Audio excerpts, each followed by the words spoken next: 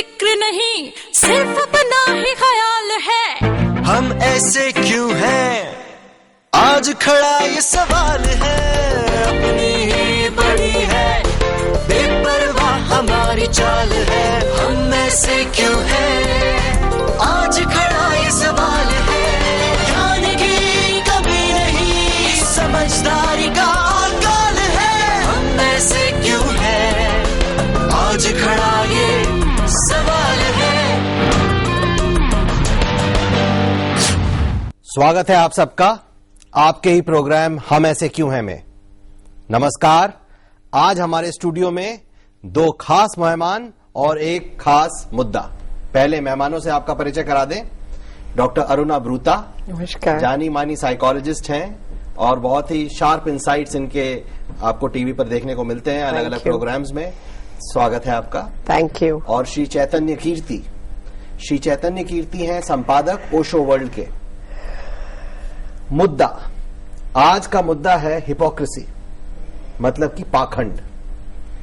आज हम अपने गेस्ट से ये जानना चाहेंगे कि ये हिपोक्रेसी क्या है, पाखंड क्या है, क्यों होता है ये, क्या इंडिया में ज्यादा है, वगैरह वगैरह। इसकी परिभाषा कर दीजिए जरा, ये हिपोक्रेसी या पाखंड है क्या ये? सबसे पहले तो मैं आपको कहूं कि बहुत चर्चा होती है कि man is a social animal, तो उसको एनिमल से जब सोशल बनाया जाता है तो उसको सोशल स्किल्स, कुछ वैल्यूज, मान मर्यादा, बोलचाल, रहन सहन का ढंग सिखाया जाता है। आप देखें जब नवजात शिशु आता है दुनिया में तो बिना कपड़ों के आता है, तो फौरन ही पैदा होते ही नर्स बाहर आती है, कपड़े दे दीजिए, और उस पे ऊपर वस्त्र डालकर उसे ढका जाता है। ये पहला लेसन है।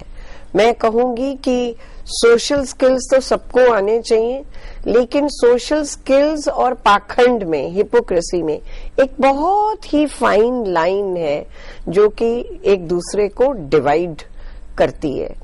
हिपोक्रेसी वो है जो जानबूझकर गलत शलत करके और दूसरे को दर्शाया जाए कि मैं ये सोच रही हूँ या ये करना चाहती हूँ जो कि मैं नहीं करना चाहती, ना ही मैं वैसी हूँ। बिल्कुल। और जो सोशल स्किल्स हैं कि आप अपने को मुद्दे को लेकर, कोई भी आपके मेरे बीच किसी सब्जी को ही लेकर हो रहा है, किसी रिलीजन को लेकर हो रहा है, कोई वाद विवाद, तो मेरे अंदर एक सोशल स्किल होना चाहिए कि मैं आपकी बात को कैसे काटूं या आगे बढ़ाऊं। तो मतलब शिष्टाचार एक पहलू है। बिल्कुल। और जब शिष्टाचार पाखंड में परिवर्तित हो जाए तो है, उसे हम हिपोक्रेसी मतलब कहते हैं। जब हम पाखंड में उसको कैसे परिवर्तित करते हैं, जैसे कि किसी ने कहा है कि हिपोक्रेसी इज अडॉप्टिंग और showing of those values, beliefs and virtues which you don't have, but you want to show that they are there and you want to convince. आप लोगों को कन्विंस करना चाहते हो। तो इस पे आपका क्या कमेंट है? इस परिभाषा से आप सहमत हैं और इसके आगे भी कुछ कहना चाहेंगे चैतन्य जी?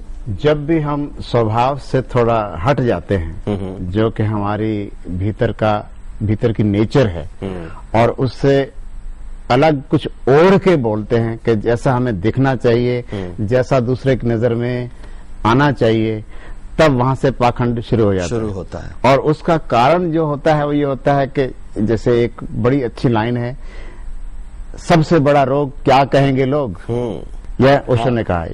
ओशो मेरे ख्याल से एक बहुत ही विलक्षण प्रतिभा थे जिन्होंने पाखंड को बहुत अटैक किया है।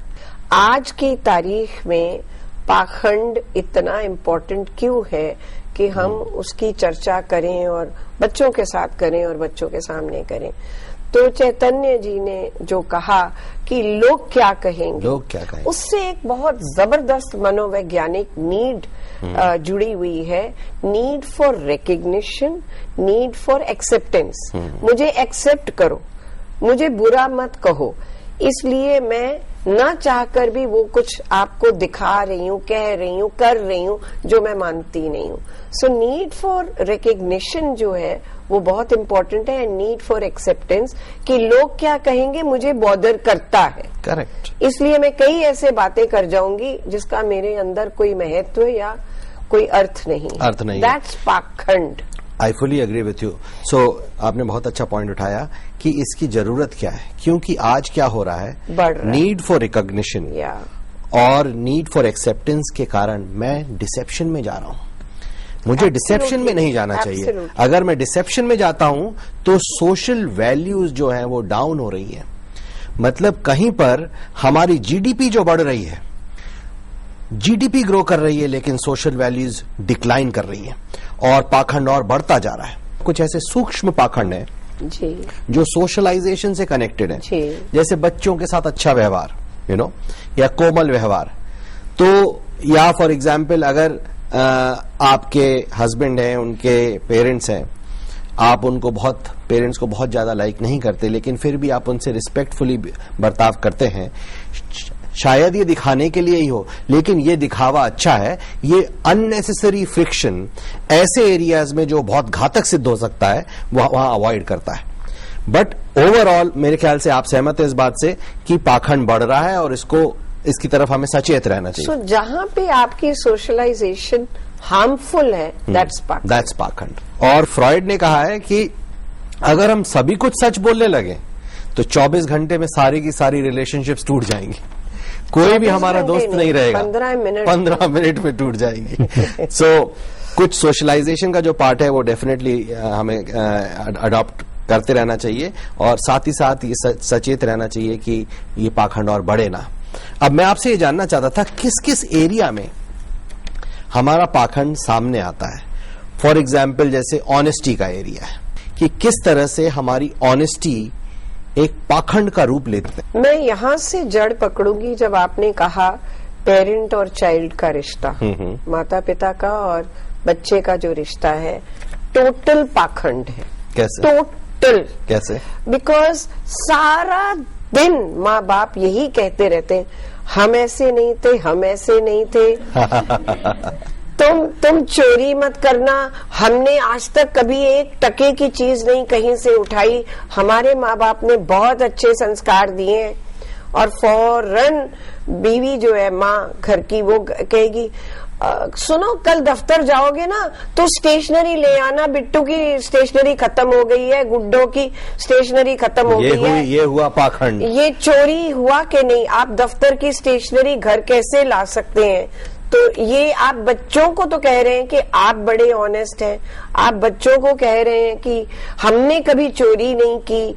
आप बच्चों को एक और एग्जाम्पल देती हूँ, आप बच्चों को कह रहे हैं कि बेटा झूठ कभी नहीं बोलते, ईश्वर जी पाप चढ़ाते हैं, ईश्वर जी पनिश करेंगे तुम्हें दुख आएगा जिंदगी में और झूठ मत बोलना. तो सडनली बिट्टू जी दौड़े आते हैं और वो कहते हैं पापा पापा आपका फोन है. जाओ कह दो ना, घर में नहीं, अभी मैं तुम्हारे से बात कर रहा हूँ ना. सो द फर्स्ट झूठ कम्स देयर. 1 मिनट. तीसरा जो बहुत कॉमन है कि एक स्कूल में पेरेंट टीचर्स मीटिंग में एक बच्चे के कान पकड़े गए कि भाई तुम गाली बहुत देते हो. माँ बाप कहने लगे स्कूल से सीख कर आता है, हमारे तो संस्कार बहुत अच्छे हैं.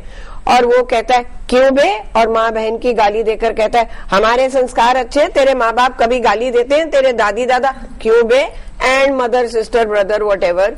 एंड और मैं देख रही हूँ ये पेरेंट टीचर्स मीटिंग हो रही है एंड वो एक रिफ्लेक्स एक्शन उनका बन गया. उन्हें एहसास ही नहीं है कि वो गाली देकर बात कर रहे हैं. वो कह रहे हैं कि बच्चे स्कूल से गाली सीख कर आ रहे हैं. तो आप कह रहे हैं कि हम गाली नहीं देते और बेटा तुम भी गाली मत देना, गॉड एंग्री होंगे, और आप ही दिए चले जा रहे हैं. दैट्स ऑल पाखंड. इसका ये है कि जो माँ बाप और शिक्षक और अभिभावक हैं उनके जीवन से प्रमाण नहीं मिलता है. वो कहते हैं, सिखाते हैं, लेकिन उनका जीवन जो है वो जीवन अनुकरणीय नहीं है. करेक्ट. उनके जीवन से कोई ऐसा प्रमाण नहीं मिलता कि बच्चे भी प्रामाणिक हो सके. तो वो हिपोक्रेसी, पूरी हिपोक्रेसी हो गई.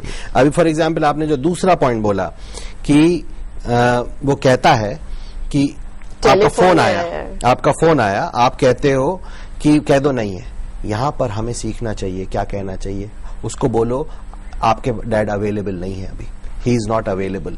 थोड़ी हमें भी इट शुड बी सिंपलर। आप बच्चे को सिखाइए, पापा कह रहे हैं कि वो 10 मिनट में अभी आपको फोन कॉल करेंगे। बैक करते हैं, आप अपना नाम बता दीजिए। और यदि आप वो फोन नहीं as honest as ever, correct, it's as straight as ever, it Correct. Simplifies your life. Yeah. आप को कुछ एक झूठ छुपाने के लिए 10 और नहीं बोलने पड़ेंगे, और प्लस आप अपने बच्चे को कह कुछ रहे हैं और प्रतीक कुछ बन रहे हैं, that is also very important. आपका क्या पॉइंट है ऑनेस्टी पे? ऑनेस्टी में अक्सर ये एक वाक्य सुनने को मिलता है, honesty is the best policy. When it is a policy, it is not really honesty basically. Because आपने ऑनेस्टी की दुकान खोल ली। हाँ, आप उसका भी पाखंड कर रहे हैं कि मैं दिखना चाहिए मैं ईमानदार हूं, भीतर से नहीं आ रहा है कि उसके भीतर वो ऑथेंटिक नहीं है, प्रामाणिक नहीं है, लेकिन दिखावा होना है कि मैं ईमानदार हूं, और उससे बड़े लाभ होते हैं। समाज में हमारी छवि बनती है, इमेज होती है, लोग हमें पूजा करते हैं, तो एक दिखावा हो जाता है ईमानदारी का भी। रिस्पेक्ट पे आप क्या कहना चाहेंगे? रिस्पेक्ट एक और एरिया है जहां पर हमारा काफी पाखंड नजर आता है, उस पे क्या कहना माँ बाप को अक्सर और अभिभावकों को सबको बड़ी चिंता होती है, शिक्षक को भी चिंता होती है कि बच्चे हमारा सम्मान नहीं करते हैं, बच्चे हमें आदर नहीं देते हैं, और इसका जो विचारणीय पक्ष है वो ये है कि हम क्या आदर के योग्य हैं, क्या हमारे जीवन में ऐसा कुछ है पारदर्शी, ट्रांसपेरेंट है, जिसको आदर मिलना चाहिए। अगर हम सारा समय एक ओढ़ा हुआ जीवन जी रहे हैं, एक आवरण में ढके हुए अपने को जी रहे हैं, लबादा ओढ़े हुए हैं, तो हमें सम्मान क्यों मिलना चाहिए? तो जब हम सम्मान की मांग करते हैं, तो मांग करने में क्योंकि सम्मान मिल नहीं रहा है, तो हम पाखंड तो हमें झूठा सम्मान मिलता है। हाँ। झूठा सम्मान सम्मान का पाखंड है। माँ बाप खुद ही कॉन्फ्लिक्ट में है, और वो कॉन्फ्लिक्ट ये है कि हम अथॉरिटेटिव रहें या हम डेमोक्रेटिक रहें। अगर हम डेमोक्रेटिक हैं तो क्या सच में हम हैं, ये सोचने वाली बात है। हम द्वंद्व में हैं। द्वंद्व में हैं, बिल्कुल। मैं भी व्हेन आई से माता पिता, I am included in it. Okay, अच्छा, क्या होता है, बच्चे समझते हैं कि आप डेमोक्रेटिक हैं, ठीक है, और बच्चे स्कूल कॉलेजेस में भी एक फ्रीडम ऑफ स्पीच लेके चलते हैं, क्योंकि अब डिबेट सोसाइटी है, ड्रामा है। अब ये नाप तोल आप करें कि वो शर्म, वो रिस्पेक्ट, वो रिगार्ड जो पहले थी वो अब है कि नहीं, ये मैं नाप तोल नहीं करूंगी। मैं ये नाप तोल करूंगी कि आज की टोटल अपब्रिंगिंग कैसी हो रही है, उसमें ये एक खुलापन है। Why don't you accept it? So trust का रिश्ता जो एक बच्चे में और माँ बाप में होता है, पहली बात वो नहीं है। दूसरी बात, बच्चा जो है, जैसे अभी हम बच्चों से ही पूछ रहे थे तुम क्या करते हो, तो बच्चे बता रहे थे कि हम मास कम्युनिकेशन कोर्स करते हैं, कोई ये कर रहा है, कोई एडवर्टाइजिंग कर रहा है। जनरली ऐसे कोर्सेज में टाइम लगता है घर वापस पहुंचने में। तो अगर लड़की लेट आ रही है तो माँ बहुत कुछ कहती है, लेकिन लड़का लेट आता है तो माँ कुछ नहीं कहती। लेकिन साथ में वो कहती है, साथ में कहती है कि लड़का और लड़की बराबर है। जहां हमने बोला लड़का और लड़की बराबर हैं और हम उनको डिफरेंशियली ट्रीट किया, पाखंड शुरू हो गया। एब्सोल्यूट पाखंड। सो रिस्पेक्ट के और क्या मायने हैं जो जिसमें हमारा पाखंड फॉर एग्जाम्पल नजर आता है चैतन्य जी? इस जगत में, अध्यात्म के जगत में तो सर्वाधिक पाखंड है। जो जहां पहुंचा नहीं है, जिसको परमात्मा के दर्शन नहीं हुए हैं, वो भी कहेगा कि मैं आम ब्रह्मास्मि। रिलीजियोसिटी, हाँ, मतलब रिलीजियोसिटी में हम ऐसी चीजें बोलते हैं जो हमें मालूम ही नहीं है। हाँ, उनको भले एक गली में कोई नहीं मानता हो, लेकिन पूरे जगत की बात करेंगे हम जगत गुरु हैं। और ये हमने स्वयं को ही घोषित किया। मैं वापस रिस्पेक्ट पे आना चाहती हूँ। हाँ, आई विल से समथिंग। एक जो भुरका पड़ा हुआ है झूठे रिश्ते का, वो बना रहे, और हमारा जो इनर सेल्फ है, जो हमारा रियल सेल्फ है, वो बाहर अगर उभर कर आया तो गाली गलौच हो जाएगा दोनों जेनरेशंस में। तो फिर वही होगा जो वेस्ट में हो रहा है कि ओल्ड होम्स खुलने शुरू होंगे।